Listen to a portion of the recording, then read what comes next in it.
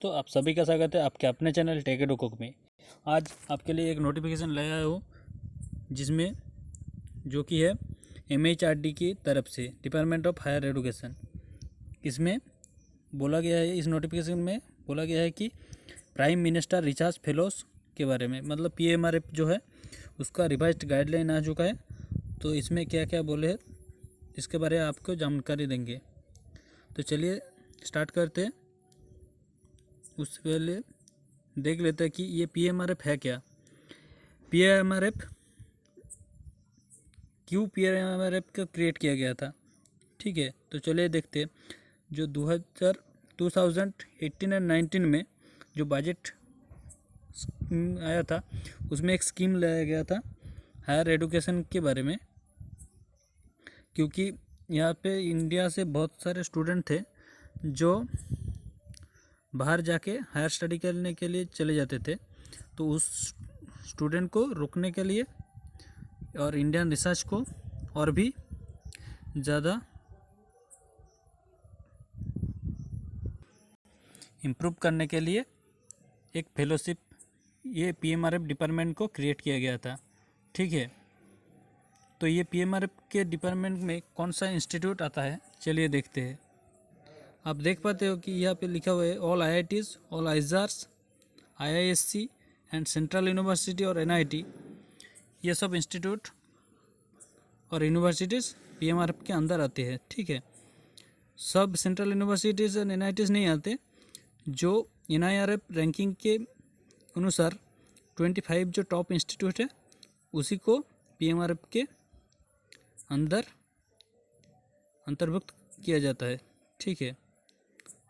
तो इसमें अगर आपको ये भी एक फेलोशिप ही है जो PhD करने के लिए फेलोशिप, जैसे UGC CSIR जैसे इंस्टीट्यूट फेलोशिप देते हैं, ऐसे ही PMRF से भी आपको PhD करने के लिए फेलोशिप मिलते हैं।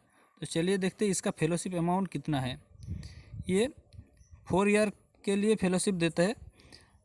उसके बाद अगर आपका प्रोजेक्ट का और PhD का जो काज है उसको एनालाइज करते हैं, उसके बाद अगर कोई प्रोग्रेस नज़र आते हैं तो उस हिसाब से और 1 ईयर एक्सटेंड करते हैं, ठीक है। आप यह देख पाओगे कि पहले ईयर में फेलोशिप है 70,000 रुपीज़ मिलता है पहले, सेकेंड ईयर में भी 70,000, थर्ड ईयर में 75,000 मिलते हैं, फोर्थ ईयर में 80,000 होते थे। अगर आपका लास्ट ईयर और 1 ईयर एक्सटेंड हुआ तो फिफ्थ ईयर में उसमें भी 80,000 रुपीज़ मिलेगा आपको, ठीक है, जो कि बहुत ज़्यादा है UGC और CSIR के हिसाब से कंपैरिजन में। चलिए तो देखते हैं इसका क्राइटेरिया क्या है। वो जो मेन है कि इसके लिए आपको क्या क्या, मतलब क्वालिफिकेशन आपको क्या होना चाहिए। और उससे पहले क्वालिफिकेशन जानेंगे, उससे पहले और एक चीज़ देख लेते हैं कि टॉप जो इंस्टीट्यूट है NIRF रैंकिंग के अनुसार 10 इंस्टीट्यूट के 3.5% PhD स्टूडेंट को इसमें एंटर किया जाएगा, ठीक है।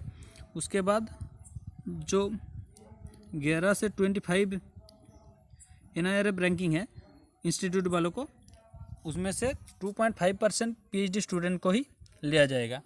उसके बाद अगर कोई सीट बचता है तो उसमें से 1.5% PhD स्टूडेंट, अदर्स यूनिवर्सिटी का 1.5% स्टूडेंट को लिया जाएगा, ठीक है।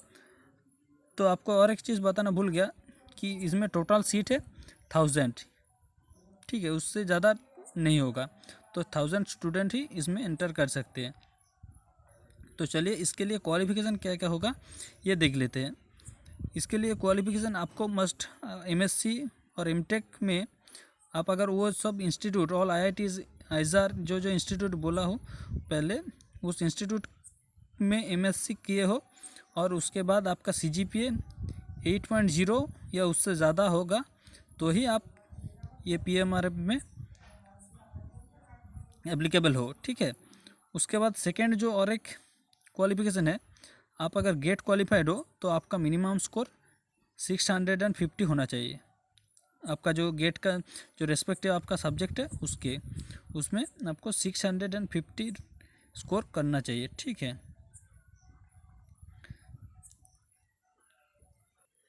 और एक चीज़ जो अगर आप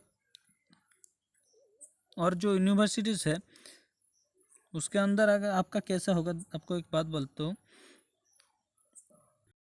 सपोज़ आप कोई भी यूनिवर्सिटी, सेंट्रल यूनिवर्सिटीज़ में एमएससी कर रहे हो, पीएचडी के लिए, एमएससी करने के बाद पीएचडी के लिए आप कोई भी सेंट्रल यूनिवर्सिटीज़ और आईआईटीज़ में गए हो, तो वहाँ पे क्या होगा, पहले आपका मेरिट लिस्ट बनाया जाएगा। पहले एक मेरिट लिस्ट बनाया जाएगा, किसके ऊपर डिपेंड करके, एमएससी के नंबर के, एमएससी के में जो सीजीपी है उसके ऊपर डिपेंड करके एक मेरिट लिस्ट बनाएगा। उसके बाद जो टॉप स्टूडेंट होगा उसको ही पीएमआरएफ में एंटर किया जाएगा, ठीक है। और एक है जो लेटरल एंट्री कैसे होता है कि इसमें अगर सेम ही है बिल्कुल, सिर्फ इसमें आपको सीजीपीए 8.5 होना चाहिए, और आपका पीएचडी अगर 12 मंथ्स और 24 मंथ्स कोई भी इंस्टीट्यूट में अगर पीएचडी किए हो तो उसके लिए आप एलिजिबल, उसमें उससे मदद से आप एंट्री कर सकते हो। लेकिन ज़्यादातर एंट्री डायरेक्ट एंट्री सिम के माध्यम से होता है, तो ये इसका इतना ज़्यादा रोल नहीं होता, ठीक है। आपको पहले बोला था कि जो 25 एनआईआरएफ रैंकिंग के हिसाब से 25 इंस्टीट्यूट जो पहले रहेगा उसमें से सेंट्रल यूनिवर्सिटीज़ जो और एनआईटीज़ रहेगा उसमें उसको इस पीएमआर में इंटर किया जाएगा, ठीक है। तो लास्ट जो एनआईआरएफ का रैंकिंग दिया था, लास्ट जो एनआईआरएफ का रैंकिंग आया उसके हिसाब से जो सेंट्रल यूनिवर्सिटीज़ है उसका है Jawaharlal Nehru university that is JNU, Banaras Hindu university that is BHU, university of Hyderabad, Aligarh Muslim university, Jamia Millia Islamia, university of Delhi and national institute of technology Tiruchirappalli, मतलब एनआईटी तिरुचिरापल्ली, ठीक है। तो इस ये सब इंस्टीट्यूट का एनआईटीज़ और सेंट्रल यूनिवर्सिटी भी पीएमआरएफ का अंदर है। तो अभी पीएमआरएफ में ये रिवाइज्ड गाइडलाइन है जो कि आया है 5 मई को, ठीक है। तो इसके अप्लाई करने के लिए जो फॉर्म होता है वो अभी तक नहीं आया, तो वो अगर आएगा तो आपको नोटिफिकेशन मैं इन्फॉर्म कर दूँगा। तो इसके लिए हमारे चैनल को सब्सक्राइब करके रखना एंड बेल आइकन बजा के रखना कि अगर कोई भी वीडियो डालता हूँ इसके बारे में आपको नोटिफिकेशन मिलते रहे। एंड अगर वीडियो अच्छा लगा तो वीडियो को लाइक करना। Thank you.